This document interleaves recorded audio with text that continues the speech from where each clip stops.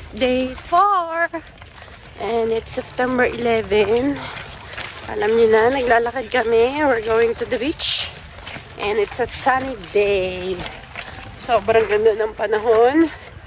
Hindi naman siya ganun kainit dito dahil siguro ng mga puno. Tingnan natin pag dumating na tayo sa dagat.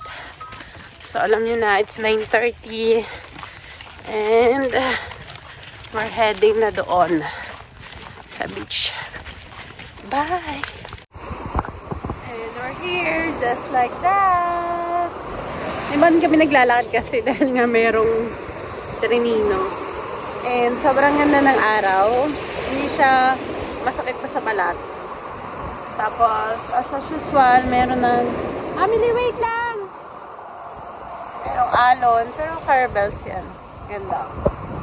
3:05 in the afternoon. And we're heading to the swimming pool. Tapos na tayo today dito sa dagat. And papunta naman tayo sa swimming pool para makapag-slide and everything doon. Dito rin kami nag-lunch kanina, yung pansit, yung tinapay, at saka lumpia. Bali yung tira kagabi ay lumpia at saka pansit. So yun ang ginamit namin tanghalian ngayon, yun ang kinain namin. Tapos nagdagdag lang ako ng parang tinapay and tubig and isang beer. Yun ang kinain namin for the lunch. Hindi naman nanghihingi ng mga ice cream or something itong mga bata. Kaya hindi rin naman kami magastos pag nandito kami sa dagat. Kumbaga kung ano lang yung piniprepare ko, yun lang din naman ang kinakain nila. Oh, lakas ang alon, diba? Super saya dito.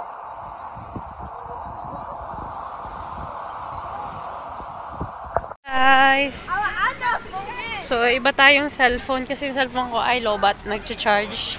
Nandito na kami sa swimming pool.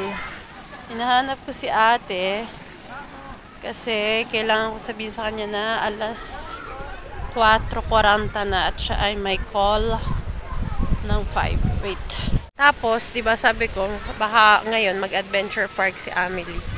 Kasi kahapon umuulan. Tumila na pero hindi nga pwede. So ngayon nagtanong kami kung magkano yung adventure park. Grabe, 21 euro. So kung kay Amelie, huwag na, no? Isa na rin namin pagkain yun mamaya ang dinner. Ikaw ka nang pumunta. Napakiusapan naman kasi may mga ano naman, slides. So, yun, nandun na sila. Nag-i-slide pa rin. Kami tatambay na lang dito. Hi guys! Time check. It's 7:35 and nandito kami sa Centro Comacchio. 20 minutes. Ang ingin naman ng motor na yun. 20 minutes sa aming campsite. And nandito kami. Look. Look! How beautiful naman. So, picturean ko muna yung mga bata. Tsaka yung ama, syempre. So, ito na yung Comacchio. Kung nakita nyo, ito yung nasa taas. Nung nakita nyo sa baba. Yeah. Ikot natin. Oh, diba? Para siyang mini Venezia. Ano? Para siyang Venice. Hindi kami makapagpa-picture doon. Kita nyo ba yung babaeng naka-brown na yun? Nagpo-photo. Photo something siya doon. Kaya hindi kami, pati daw yung amoy para Venezia. Kaya hindi kami makapagpa-picture doon. Ganda pa naman, mamaya na lang. 9:30. Hindi na ako nakapag-vlog. Kumain na kami ng dinner. Insert ko na lang dito yung aming mga nakain. Ngayon kami ay tatambay ng konti. Dito. Ganito siya pag night.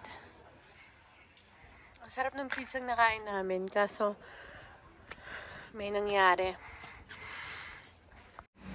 So guys, ikwento ko sa inyo. Yun nga, kumain nga kami. Naghanap kami ng makakainan. At para namang ang sarap nung pizzaan nila dito. Dahil yung nilulutuan nila is yung talagang ginagamit kahoy. So, ang ginawa namin, umupo kami. Hingi kami ng chili oil. O chili sauce para sa pizza namin. Anong nangyari? Binigay nung waitress, dahil humingi kami sa waitress, ako, napabuhos. Si Anthony, gumaya din, binuhos din niya. Ngayon nung si Antonella na, pagtingin niya, Mama, hindi naman to chili oil. Ito ay suka. hanggang sa umiuli kami sa waitress ng chili oil talaga. Sabi niya bakit?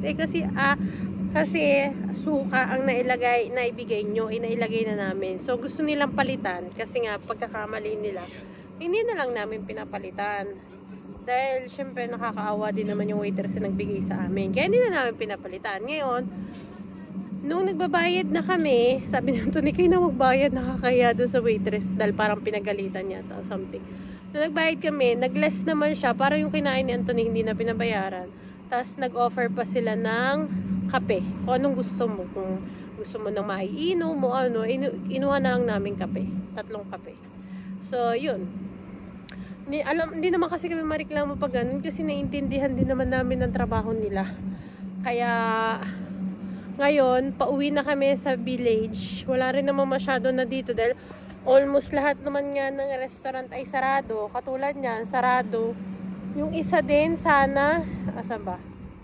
Ito sana, mura lang, sarado din. Yun nga, sarado din. Ito yung may mura, oh. Simple lang siya, pero sarado. Kaya, uuwi na lang kami. Kaya nga, uuwi kami sa bahay kasi mag-start na rin kami mag-pack. Thank you guys for watching. I hope you like it. Don't forget to subscribe to our YouTube channel, La Korea Does. See you at the next one. Be good. Bye-bye.